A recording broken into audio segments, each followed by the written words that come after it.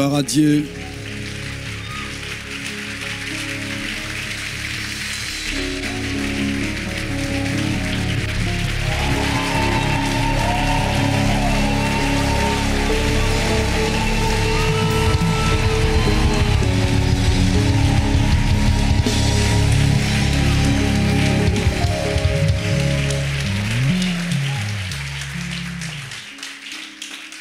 Que Dieu soit béni.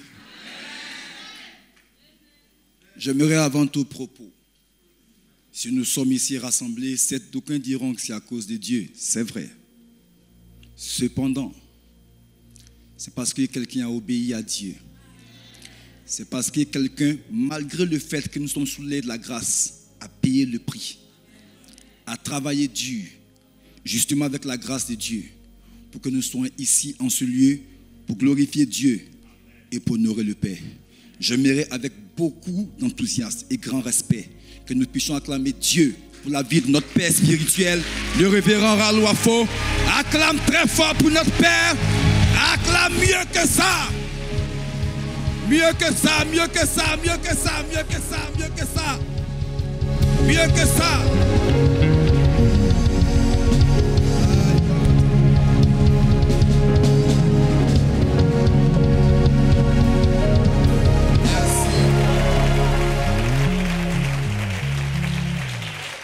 Et tout ce qui va être fait ce soir par la grâce de Dieu, c'est agripper à son manteau qu'on va couler ce soir. Au fait, tu n'as pas bien compris. Il y a des personnes qui ont l'onction. Tu peux manifester, c'est vrai. Mais le manteau, c'est pour les pères. Donc quand tu viens sur l'autel d'un père et que ce père te donne son micro pour que tu puisses parler au peuple que Dieu lui a donné, il est sage de s'agripper à son manteau. Donc c'est agrippé au manteau du révérend Ralouafo ce soir que nous allons opérer de la grâce de Dieu. Acclame Dieu pour cela.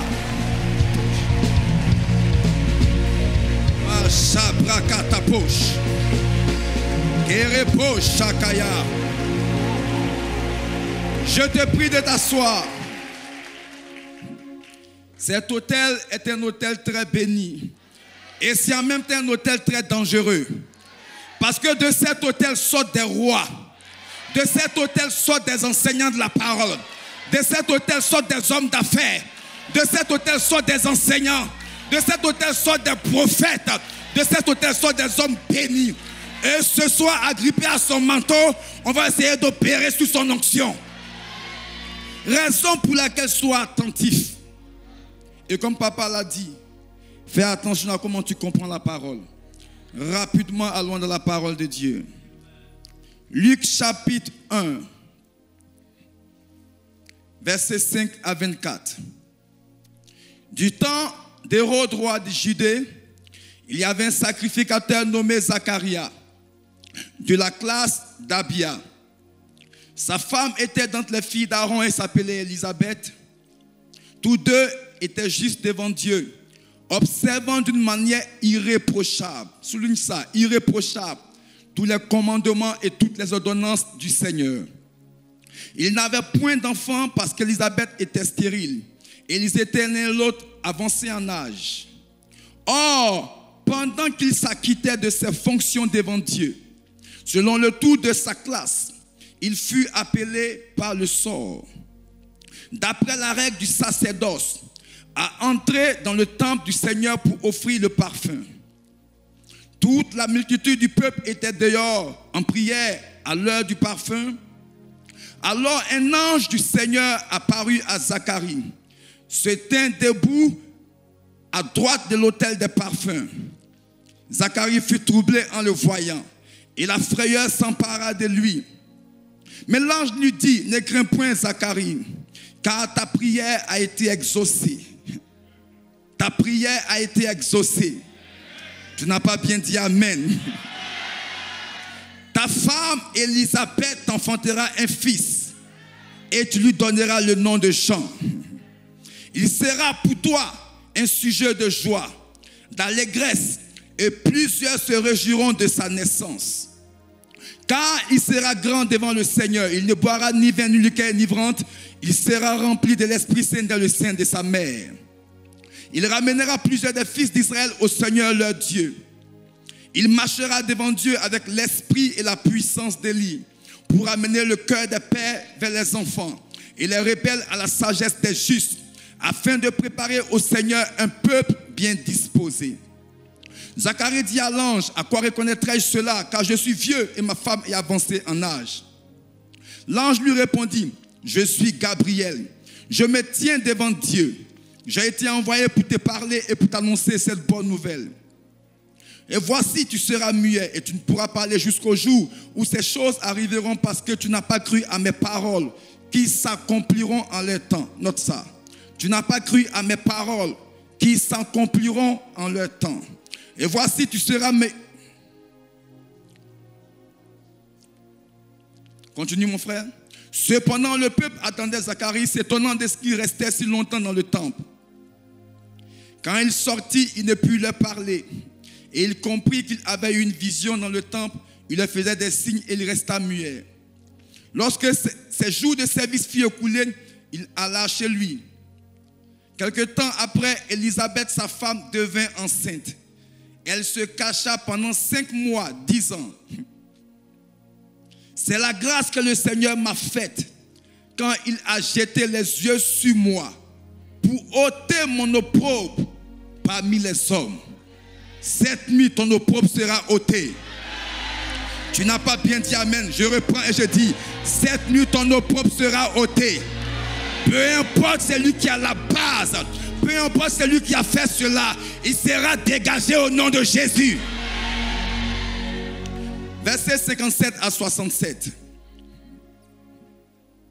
Toujours Luc chapitre 1.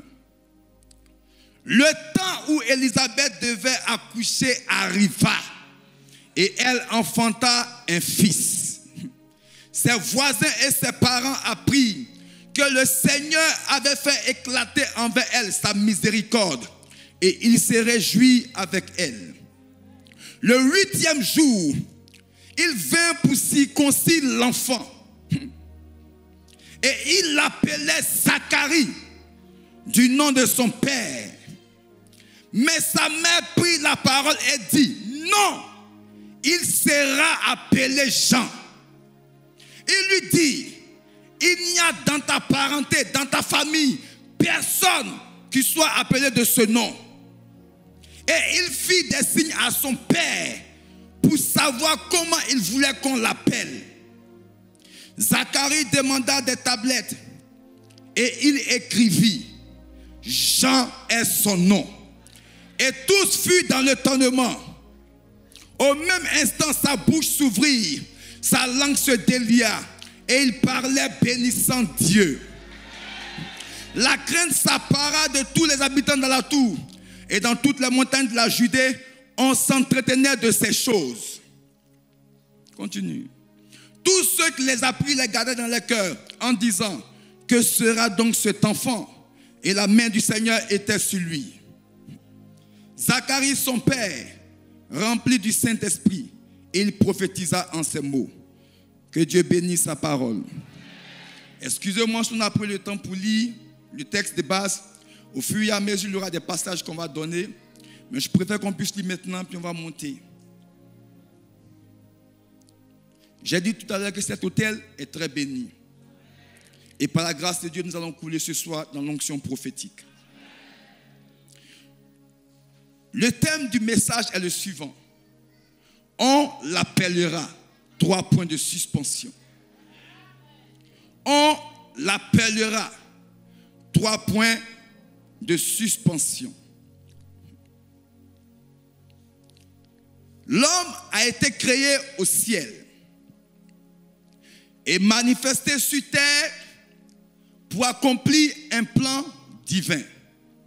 Selon Genèse 1, versets 26 à 28. Donc l'homme a été créé au ciel et manifesté sur terre pour accomplir un plan divin. Et pour que l'homme puisse accomplir ce plan, Dieu lui assigne un mandat divin avec un ordre de mission. Donc il y a un plan pour lequel l'homme a été créé au ciel. Et vient sur terre pour exécuter ce plan. Et lorsque l'homme vient sur terre pour exécuter ce plan, Dieu lui assigne un mandat. Et ce mandat lui était assigné, ce mandat a un ordre de mission. Est-ce qu'on se suit? Donc, il y a un plan à accomplir. Pour accomplir le plan, il y a un mandat. Et pour réussir le mandat, sinon le mandat est déterminé par un ordre de mission. On se comprend? Qu'est-ce qu'un mandat? C'est un acte par lequel une personne, mandat, donne à une autre le pouvoir de faire quelque chose. Donc un mandat, c'est un acte par lequel une personne qu'on appelle le mandant donne à une autre personne qui est appelée le mandataire le pouvoir de faire quelque chose. Quand le président est élu, par exemple, avant d'accomplir son mandat pour 5 ans, il prête serment et on lui confère les pouvoirs pour exercer son mandat. Sans le pouvoir, il ne pourra pas bien exercer son mandat. Donc le mandat est un acte qu'une personne donne à une autre personne. Il lui confère un pouvoir pour pouvoir agir au nom de cette personne-là. Donc quand Dieu accorde un mandat à un homme, Dieu lui accorde un pouvoir afin qu'il puisse agir au nom de Dieu sur terre. Notre Père venu en Côte d'Ivoire pour accomplir un plan divin, Dieu lui a donné un mandat, une autorité, un pouvoir, et ce mandat a un ordre de mission où il devait accomplir le mandat. Est-ce qu'on se suit? Qu'est-ce qu'un ordre de mission? Lorsqu'on parle d'ordre de mission, l'ordre de mission englobe l'identité de l'employé, premièrement. L'identité de l'employeur. Dans notre cas d'espèce, c'est nous les employés ou même les enfants de Dieu. L'employeur, c'est Dieu. Dans l'ordre de mission, il y a la raison sociale de l'entreprise. Dans l'ordre de mission, il y a le poste qu'occupe celui qui accomplit la mission. Dans l'ordre de mission, il y a l'objet de la mission. Dans l'ordre de mission, il y a la date d'aller et de retour de la mission. Dans l'ordre de mission, il y a le lieu de la mission. Il y a le moyen de transport pour la mission. Est-ce qu'on se suit? Donc, un plan de Dieu, un mandat pour accomplir ce plan, mandat qui nous donne le pouvoir, et un ordre de mission pour nous dire où on va pour accomplir la mission. On part à quel moment? Ça va finir à quel moment? Qu'est-ce qu'on a à faire? Est-ce qu'on se suit? Et Dieu l'a fait pour chacun de nous. J'ai dit que nous sommes créés au ciel, venus sur terre pour accomplir un plan divin avec un mandat et un ordre de mission. Sauf que dans le plan de Dieu, nos mandats sont différents et nos ordres de mission sont différents. Ce message que je prêche aujourd'hui s'inscrit dans la vision de la saison, à savoir, la vie est d'abord spirituelle, à savoir, l'identité factuelle et l'identité prophétique. Et le troisième point, la prière qui produit des résultats. Premièrement, la vie est d'abord spirituelle. Deuxièmement, chacun de nous a une identité factuelle et une identité prophétique. Et troisièmement, la prière qui produit des résultats pour que la destinée prophétique se manifeste. Est-ce qu'on se suit? Je pose les bases pour qu'on puisse comprendre. Et je disais que lorsque Dieu mandate l'homme avec un ordre de mission, cette personne vient sur terre, comme Dieu l'a signifié à Jérémie, afin qu'il ne naisse dans le ventre de sa mère, avant qu'il n'en fût sorti. Jérémie 1, verset 5, Dieu l'avait établi, Dieu l'avait consacré prophète des nations. Et Dieu a dit à Jérémie, n'aie pas peur d'eux. Va là où je t'enverrai. Tu parleras de ma part. Ne les crains point. Dieu a montré à Jérémie, un peu d'eau s'il te plaît. Dieu a montré à Jérémie, le plan, le mandat et l'ordre de mission. Tout comme Jérémie et tout comme les personnages que nous avons vus à citer, chacun de nous est engagé à vivre sur terre avec une feuille de route suivant la résolution du conseil de la volonté de Dieu. N'oublie pas ça. Chaque enfant de Dieu est appelé sur terre à évoluer, à mener sa vie selon une feuille de route. Abraham sur terre a mené sa vie selon la feuille de route. Jérémie également. Tous les prophètes qui sont passés également. Et chacun de nous également a sa feuille de route. Question que je te pose. Est-ce que tu connais le contenu de ta feuille de route? Est-ce que tu connais le contenu, excusez-moi,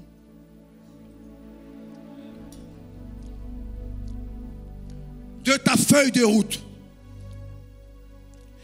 Est-ce que tu connais le contenu de ta feuille de route? Tu peux être comme un Jérémie qui a été appelé à 18 ans, par exemple, très jeune, qui exerce le ministère pendant 41 ans. Comme tu peux aussi être appelé comme Moïse, qui commence la maison de Pharaon, qui a 40 ans, repart dans le désert et qui revient à 80 ans. Tu peux aussi être appelé comme Abraham, qui a 75 ans et appelé par Dieu pour accomplir un mandat divin. Comme tu peux aussi être appelé comme Jésus, qui commence le ministère à 30 ans et qui meurt 3 ans et demi plus tard. Quand tu comprends ça, personne n'est en retard. Suis sa feuille de route.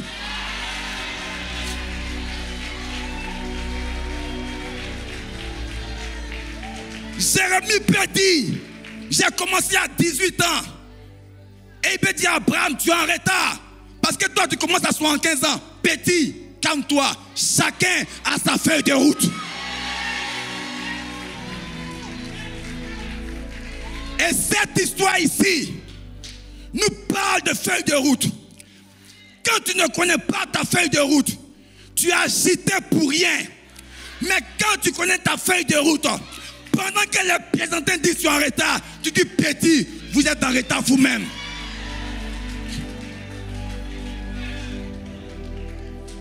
J'imagine, Abraham commence à 75 ans. J'imagine même Moïse qui commence chez Pharaon dans une gloire et à 40 ans qui part au désert chez Jéthro. J'imagine les commentaires parmi les Juifs. On avait notre frère Moïse ici. Il avait percé ici parmi nous. Il était chez Pharaon, mais actuellement il est au désert. Il a échoué sa vie. Petit, tu ne sais pas de quoi tu parles.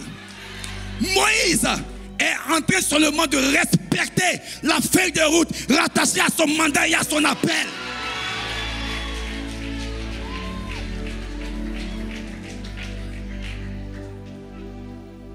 Quand tu connais ta feuille de route, là où les gens sont agités, tu es tranquille.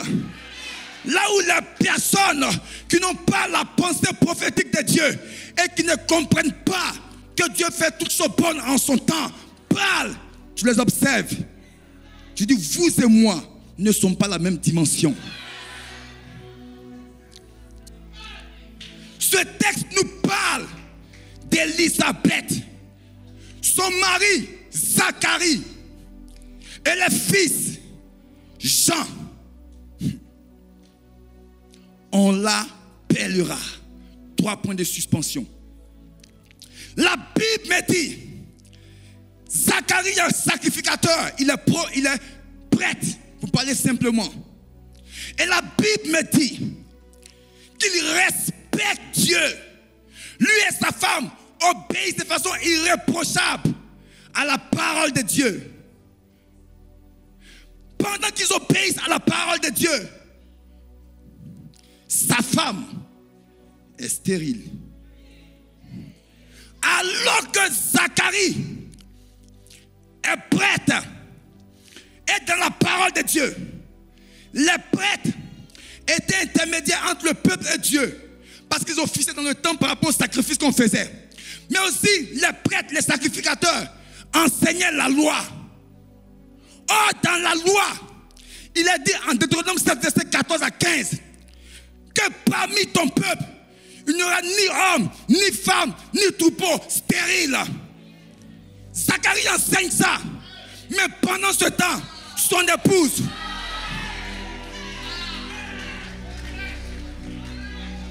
Dieu, as-tu menti à Zacharie?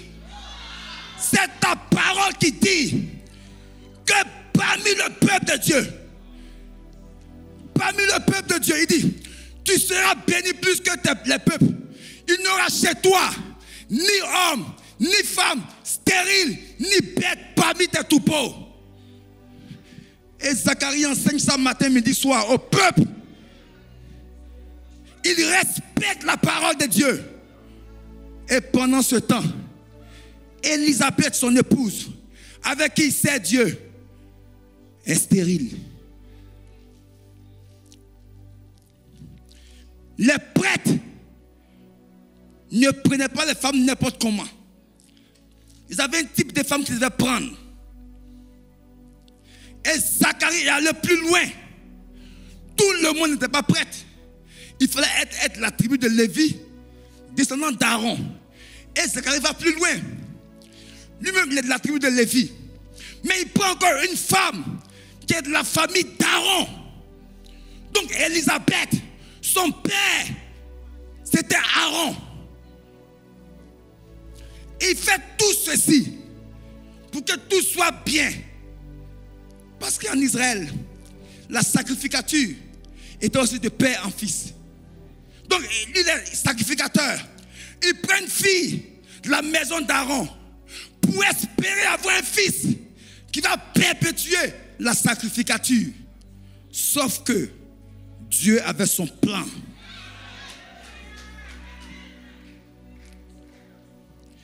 Éphésiens 1, verset 1, 11 à 12 dit, Dieu fait toutes choses selon la résolution du conseil de sa volonté.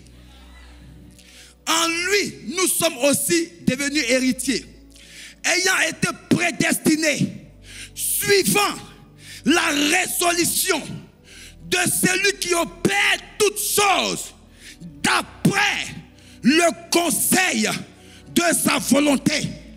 Dieu n'opère pas toutes choses dans ta vie d'après toi, ta volonté. Sinon tu serais son chef. Mais Dieu opère toutes choses d'après le conseil de lui, sa volonté.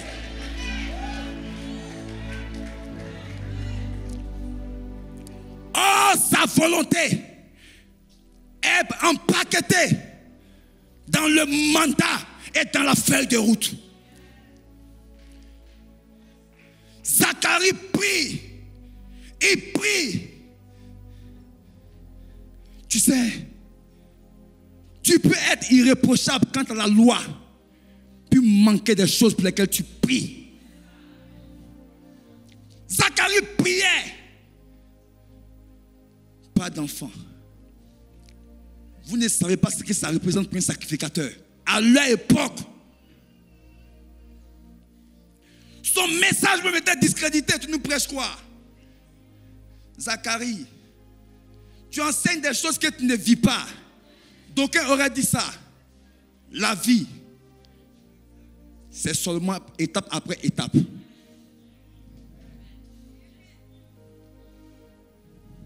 La vie, c'est seulement souvent étape après étape. La prospérité accompagnait Joseph lui-même, mais il était moisi.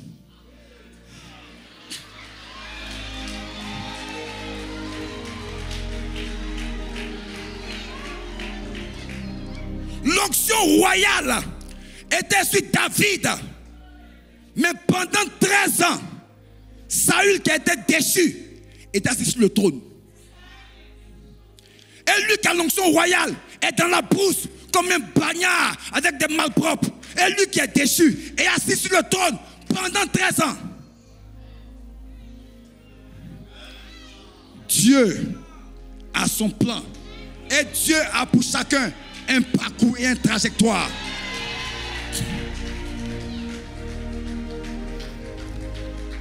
Pendant que Zacharie dit ce passage, malgré le fait que sa réalité était contraire à la vérité de la parole, Zacharie a continué à servir Dieu. La Bible dit, pendant qu'il était au service, choisi par le sort, à l'époque en Israël, il y avait 24 classes de sacrificateurs. Et la classe d'Abia était la 8e classe. Et c'était le tour de la classe d'Abia à laquelle appartenait Zacharie de faire le service. Et la Bible dit, pendant qu'il servait dans le temple, un ange du Seigneur lui est apparu. Et l'ange lui dit, ta prière a été exaucée. Ta femme, Élisabeth, t'enfantera un fils. Zacharie, ta prière a été exaucée. Zacharie priait. Il ne voyait pas, mais il priait. Nous sommes des hommes de foi, c'est vrai. Il y a des sujets pour lesquels on prie longtemps souvent. Zacharie priait, mais il servait Dieu toujours. L'ange lui dit, ta prière a été exaucée. Ta femme Élisabeth t'enfantera un fils. Ta femme Élisabeth, ton aide de destinée, celle en qui tu as placé ta semence, produira en retour quelque chose à partir de la semence que tu as placée en elle. Une femme, c'est une aide de destinée. En d'autres termes, celle que Dieu a placée auprès de toi, Zacharie, pour accomplir le plan rattaché à ton mandat, maintenant, pourra donner quelque chose pour que le mandat avance. Ta femme enfantera un fils. La semence que tu as placée en elle, qui longtemps n'a pas produit le résultat escompté, produira maintenant.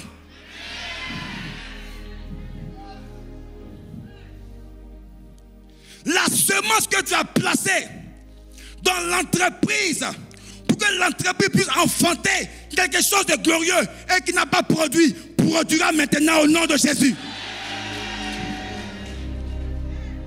Les aides de destinée qui apparemment semblaient ne pas produire, et même tu étais sur le point de te décourager, produiront maintenant au nom de Jésus.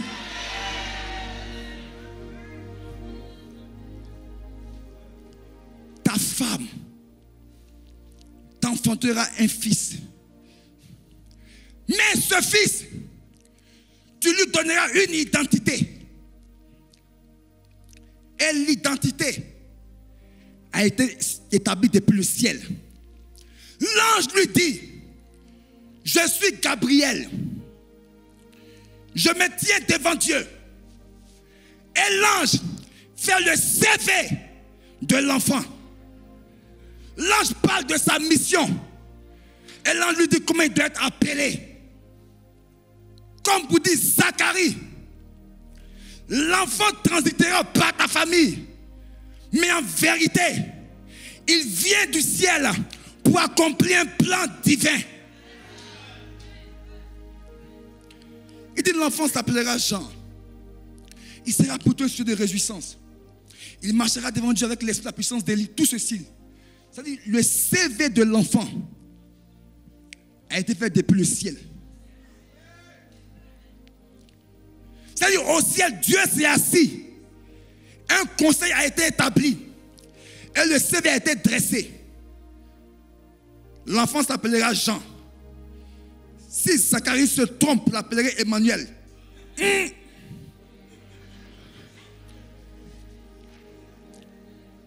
Parce que Jean signifie Dieu a fait grâce. Zacharie, tu enseignes la loi. Tu respectes la loi de façon irréprochable. Mais depuis, pas de résultats. Dieu a vu ta prière. Dieu a vu ton service. Et Dieu a décidé de te faire grâce en envoyant Jean.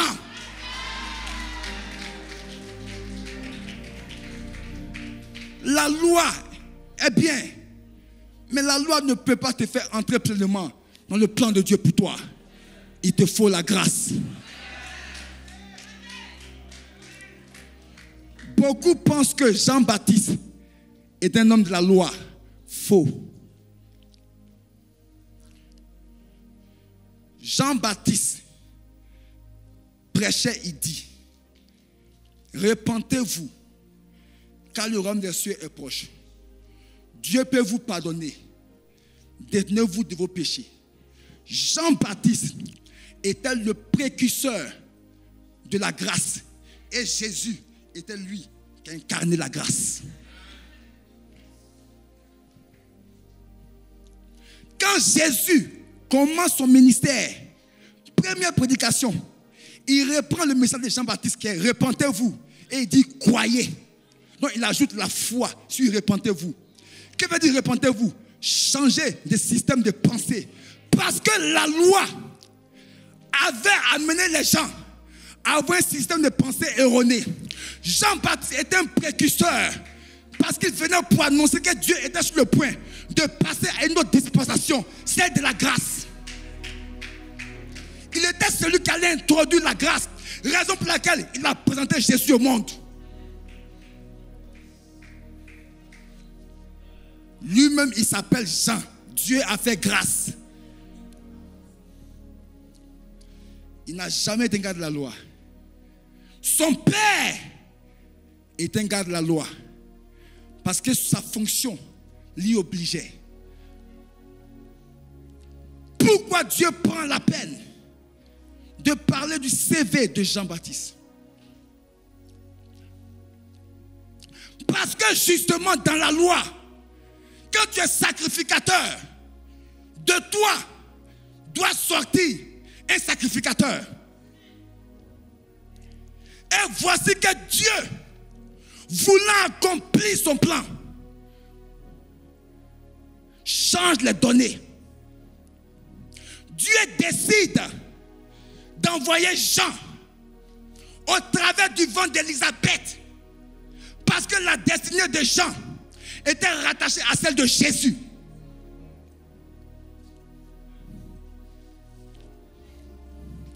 Et pourquoi Élisabeth est tombée enceinte?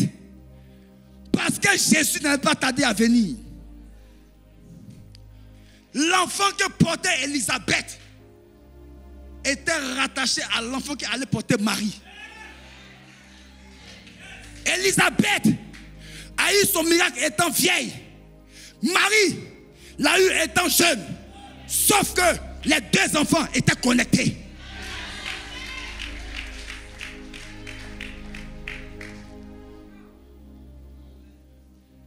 Il pouvait prier longtemps. Mais tant que le temps marqué n'était pas arrivé, Jean n'allait jamais naître. Parce qu'au ciel, c'était écrit que Jean viendrait. Et 6 mois après, viendrait Jésus. C'est ce qui était écrit au ciel, dans le plan de Dieu pour l'humanité.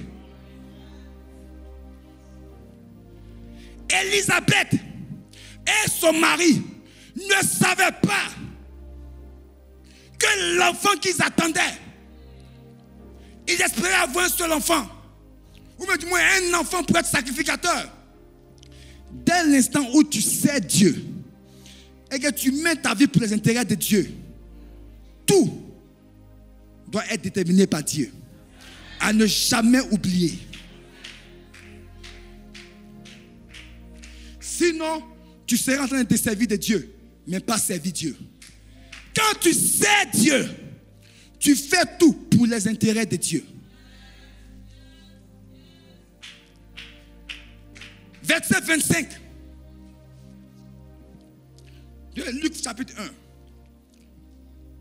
1. Élisabeth dit, c'est la grâce que le Seigneur m'a faite. My God, elle reconnaît.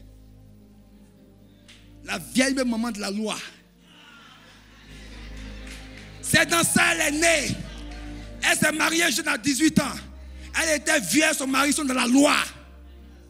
Mais elle dit à la fin du film, c'est la grâce que le Seigneur m'a faite. Quand il a jeté les yeux sur moi, pour ôter mon opprobre parmi les hommes. Pas parmi les anges, mais parmi les hommes. C'est parmi les hommes que Dieu te fera grâce et il révélera ta tête. C'est parmi les hommes que Dieu te bénira. C'est parmi les hommes que Dieu va t'élever.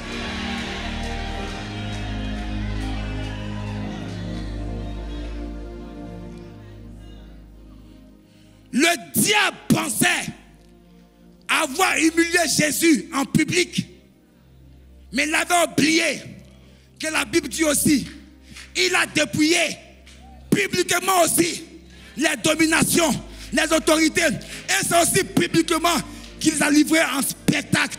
Là où les gens pensent t'avoir humilié publiquement, Dieu va relever ta tête publiquement aussi.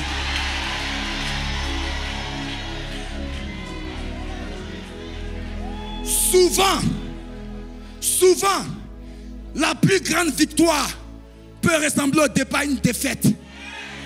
À la croix, lorsqu'on voit la mort de Jésus, ça ressemble à un échec. Au point où le diable s'est réjoui. Mais 3 jours plus tard, il commence à pleurer. Parce qu'il sait que le semblant d'échec était une victoire. Tes ennemis auront honte bientôt. Parce que l'Éternel va relever ta tête.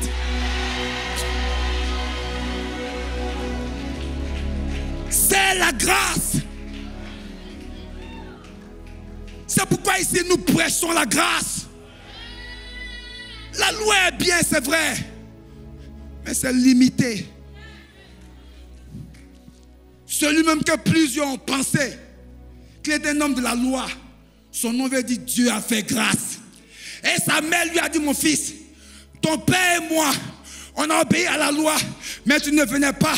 Mais Dieu nous a fait grâce et tu es né.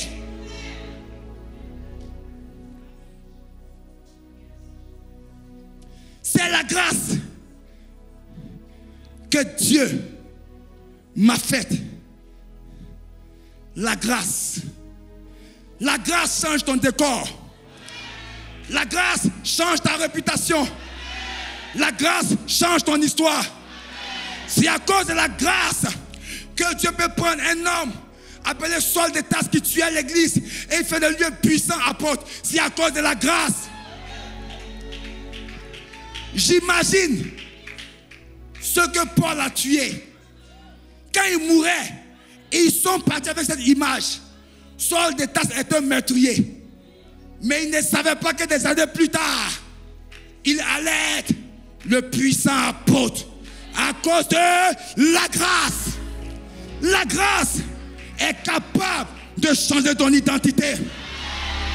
La grâce est capable d'apporter la fécondité là où la stérilité a régné. Je libère sur ta vie l'esprit de fécondité au nom de Jésus.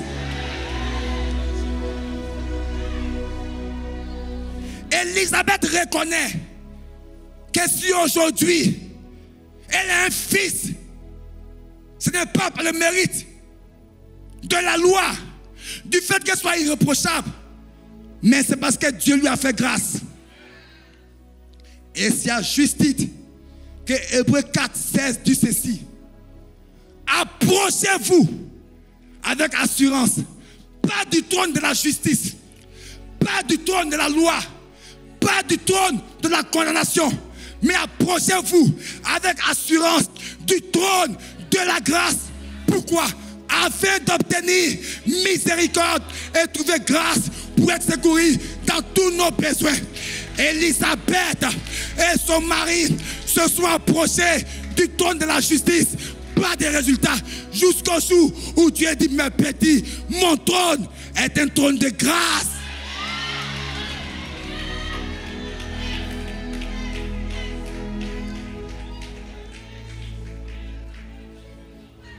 La grâce. Et là où la grâce doit se manifester, la loi n'a pas sa place. Mais là où la grâce se manifeste, ce qui a sa place, c'est la foi. Ici, c'est le temple de la foi. Nous prêcherons toujours la foi. Nous prêcherons la prospérité. Nous prêcherons la richesse. Nous prêcherons le pardon. Nous prêcherons la grâce.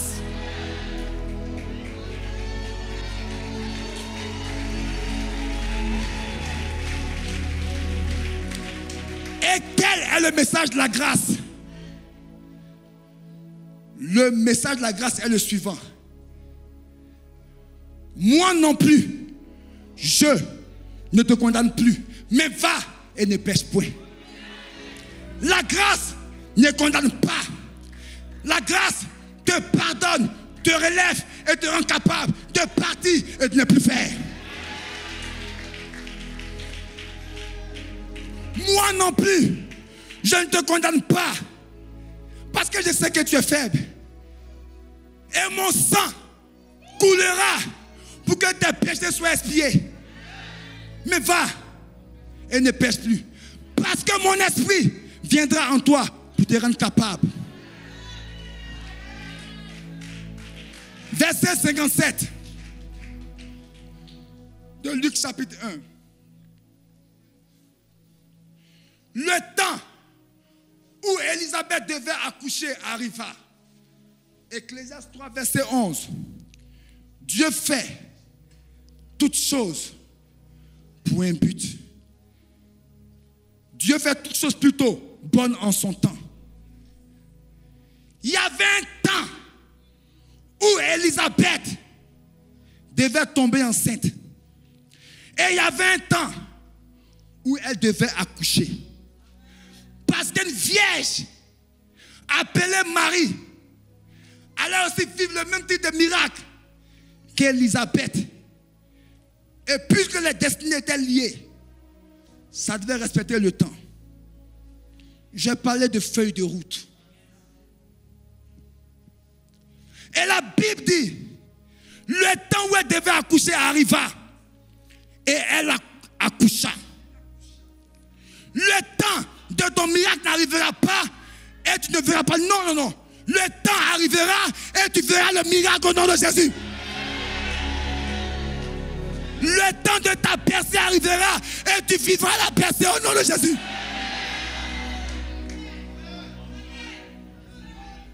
Le temps n'arrivera pas et tu seras en retard. Non, et encore non. Être en retard n'est pas bon. Être en avance n'est pas bon. Mais être à l'heure est meilleur.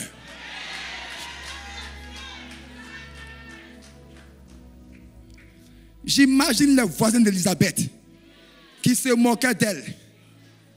Élisabeth a changé de catégorie. Maintenant, elle a quitté la catégorie des stériles. Elle est entrée dans celle des fécondes, mais qui, avant d'accoucher, sont visités par un ange. Et quand l'enfant naît, ce n'est pas n'importe qui, c'est Jean.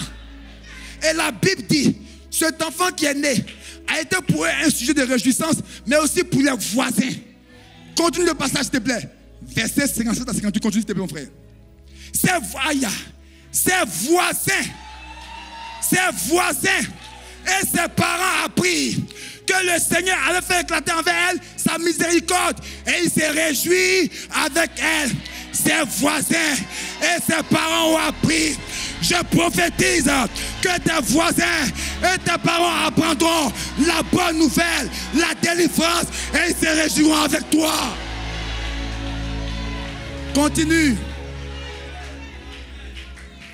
Le 8e jour, où il vint pour circoncire l'enfant, il l'appelait Zacharie du nom de son père. Ah! C'est là l'erreur. D'où le thème, on l'appellera. On l'appellera, veut dire, on lui accordera l'identité que Dieu lui a réservée au ciel.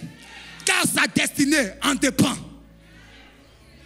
L'appeler Zacharie, c'est vouloir qu'il soit comme son père dans la loi. Continue mon frère. J'aime ce que je vais dire.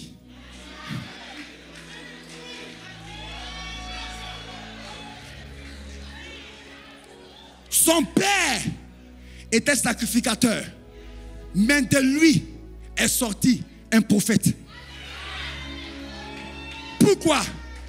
Parce que celui-là participait au plan divin. Son père faisait son service dans le temple, mais son fils Zacharie était appelé à aller dans le désert. Son père faisait le service avec les fautes de lin, mais son fils était revêtu d'un poil de chameau, un manteau de chameau.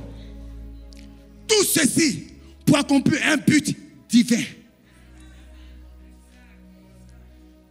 Le révérend l'a dit autrefois, même si ce sont tes enfants, biologiques ou même spirituels, rappelle-toi ceci, au ciel, avant qu'ils ne viennent, il y a une feuille de route qui a été établie. C'est cette erreur que Isaac a failli commettre. Il veut bénir Ésaü. Alors qu'avant que les enfants naissent, Dieu a dit la bénédiction est pour Jacob. Heureusement que maman Rebecca prie Dieu. Maman Rebecca prie Dieu. Et Dieu lui dit, en vérité, c'est Jacob qui sera le plus grand. Et Isaac, lui qui doit bénir, appelle Ésaü. Il dit, mon fils, je vais te bénir. Ésaü commence à dire à Jacob, tu as volé ma bénédiction. Mensonge. C'est ton père Isaac qui t'a fait croire que la bénédiction est à toi. Sinon, selon Dieu, dès le départ, la bénédiction est à Jacob.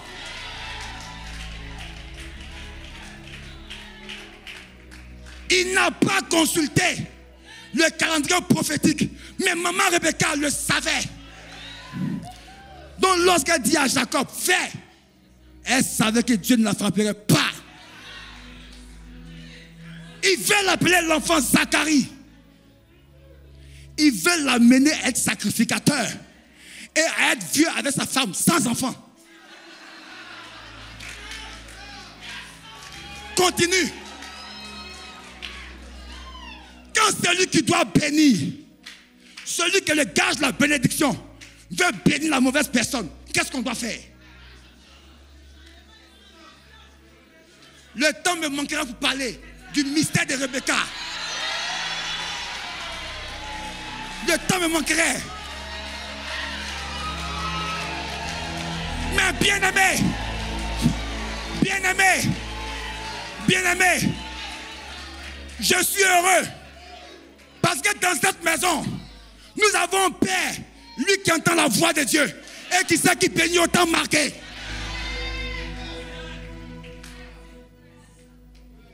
Continue. Sa mère prit la parole. Je crois que la mère prendra la parole pour nous.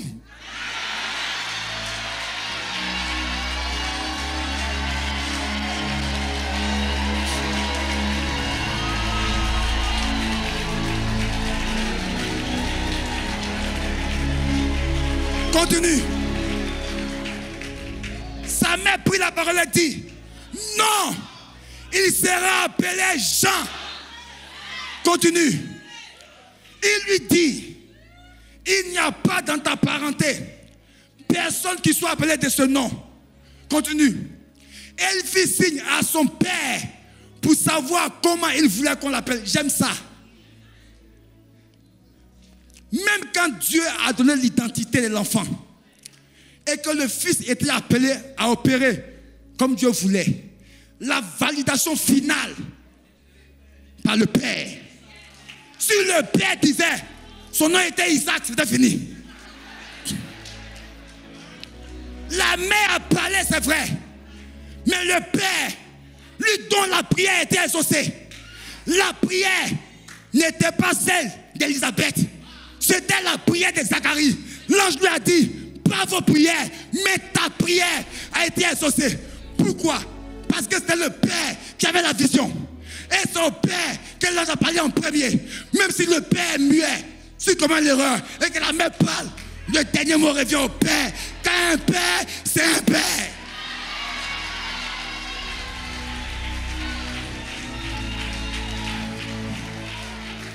J'ai pitié de ceux qui méprisent le Père. J'ai pitié de ceux qui méprisent le Père.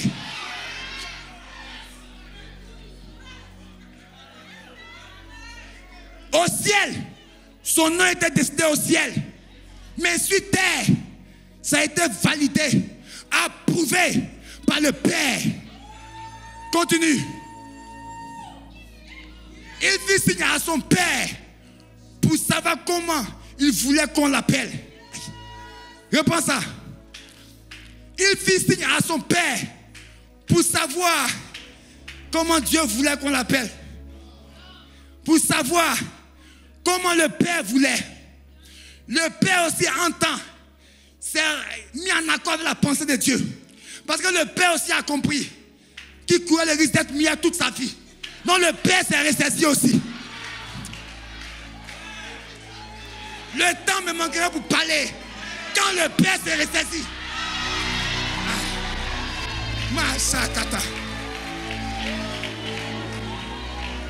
Pourquoi? Quand le Père s'est ressaisi, les choses deviennent faciles. Quand le Père s'est ressaisi, tu portes le nom que Dieu t'a donné. Quand le Père s'est ressaisi, on t'appelle du nom de Dieu.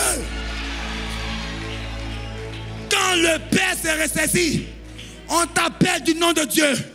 Et quel est le nom de Dieu? C'est gloire. Son nom c'est richesse. Son nom c'est faveur. Son nom c'est destinée.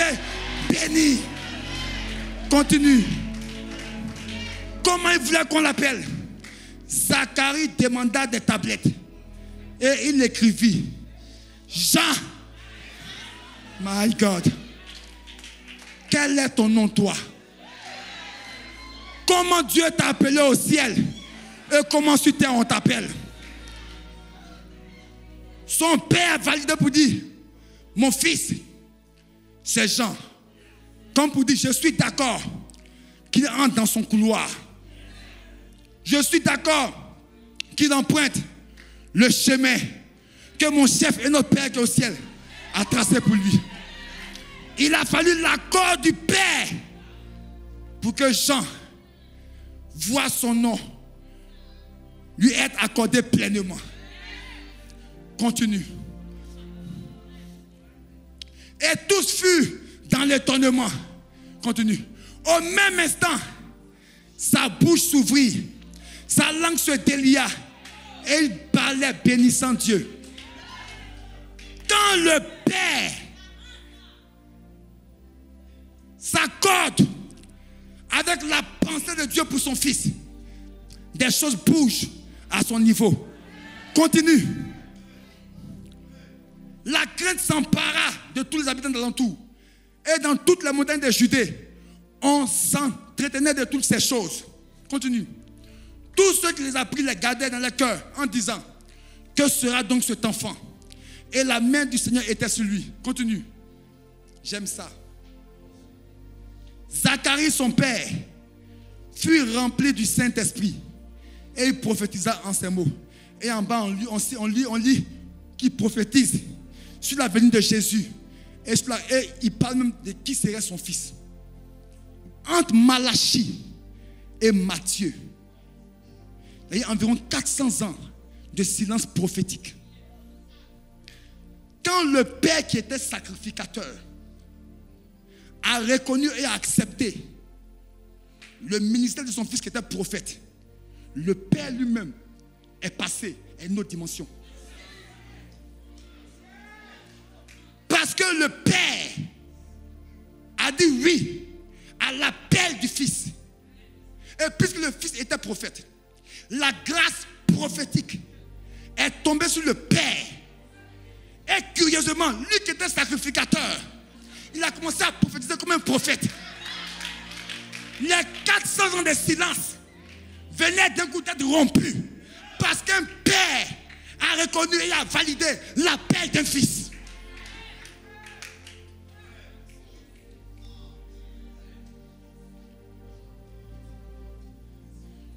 Comment l'appelleront-on? Son nom sera Jean. Jean n'est pas seulement un nom. Derrière ce nom se cache une identité, un mandat, une onction et un plan divin.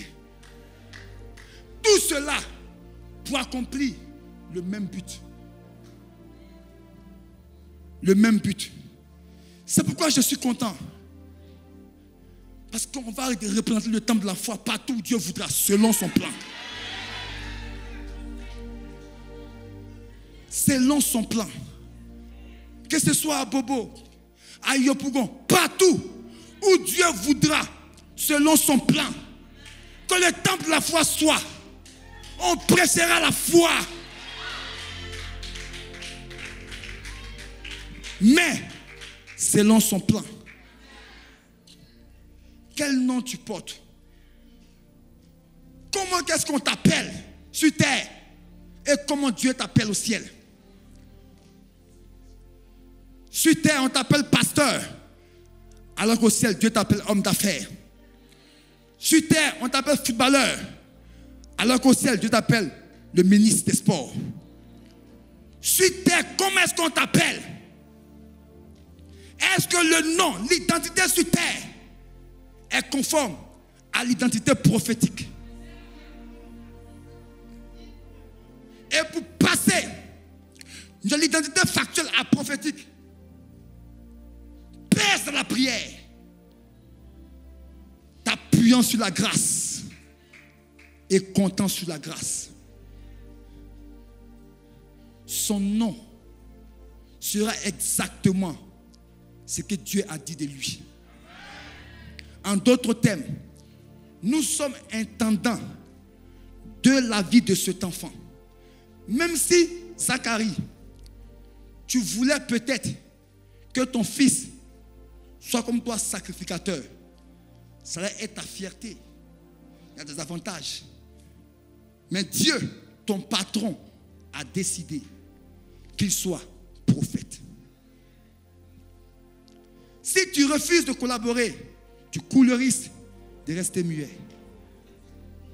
Zacharie est très spirituel et il est très sage.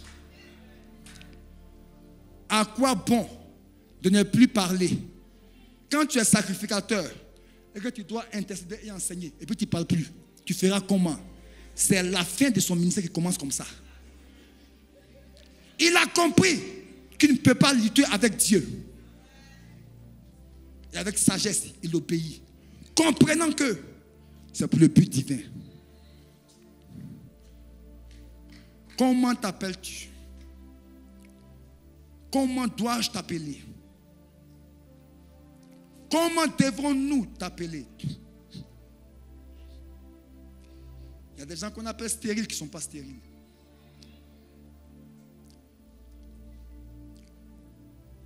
Mais Dieu aussi peut t'appeler et Dieu veut que tu sois comme ton père.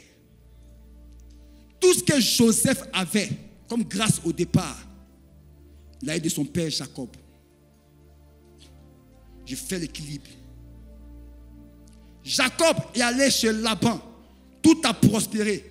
La prospérité de Joseph venait de son père Laban.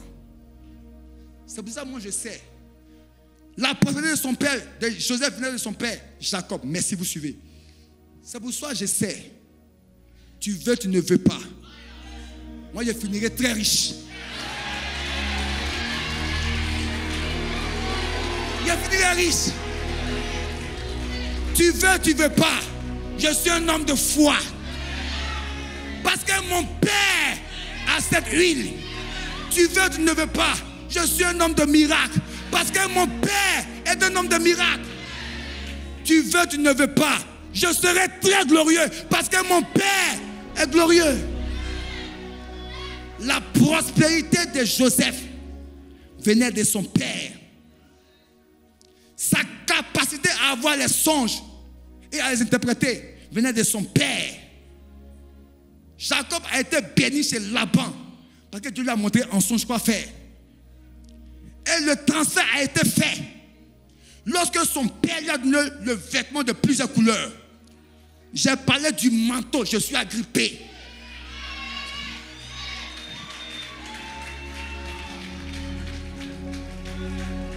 Ce Potiphar, il a appris la gestion, mais sa capacité par rapport à la prospérité et les songes, ça venait de son père.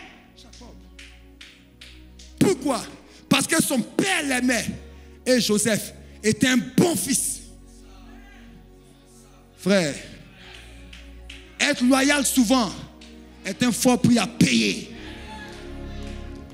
Les fils de prophète disaient à Élisée, sais-tu que ton maître sera enlevé? Élisée avait près de 25 ans près d'Élie. Élie lui dit, reste ici. Alors qu'il partait, il voulait partir sans rien donner à l'enfant. Les fils des prophètes disent, sais-tu que ton maître s'en va? Il dit, petit, je le sais, calmez-vous. On est tous prophètes.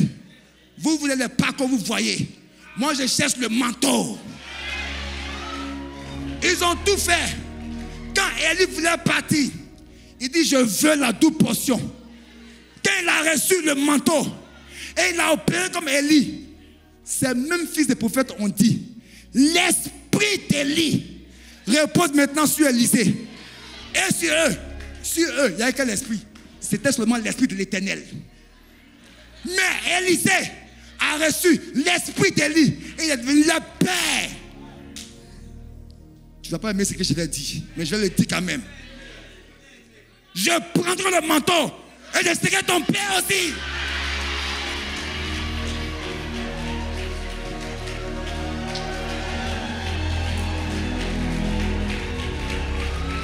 Tu sais,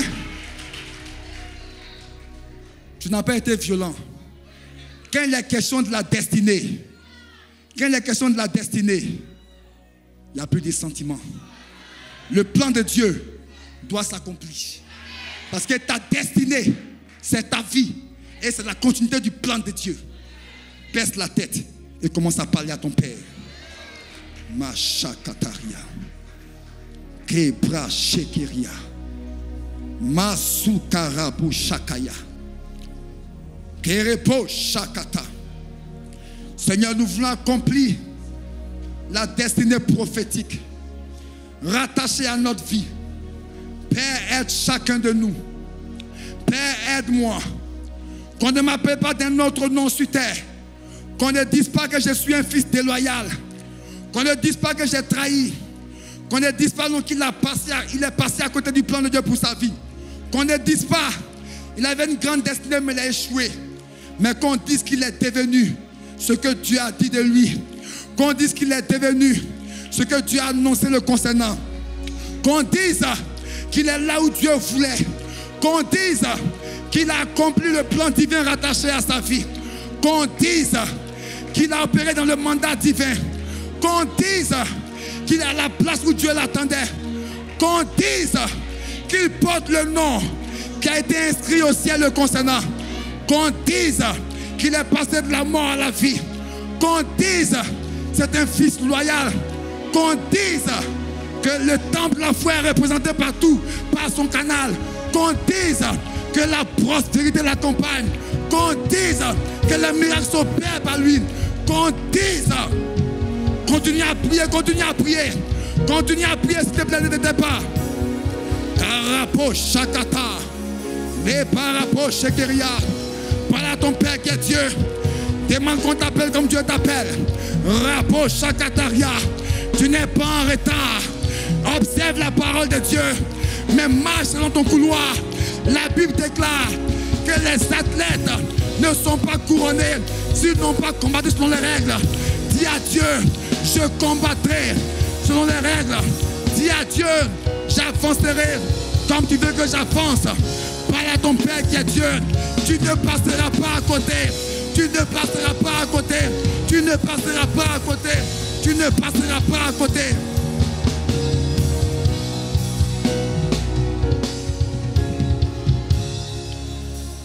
Laisse-moi prier pour toi avant que je te pose le micro. Seigneur, merci qu'on nous appelle sur terre du nom que tu as établi au ciel pour chacun de nous. Que chacun te mette dans le plan, dans le mandat, dans la feuille de route et avec l'ordre des missions. Seigneur, ce message a été hautement prophétique et tu as parlé à chacun de nous, Seigneur. Dans la faiblesse du langage, ta parole est sortie. Amplifie-la et que des miracles rares se manifestent à tous égards. Merci pour ce que tu as fait et merci par-dessus tout pour Jésus-Christ qui a été glorifié. Merci Seigneur, au nom de Jésus. Amen.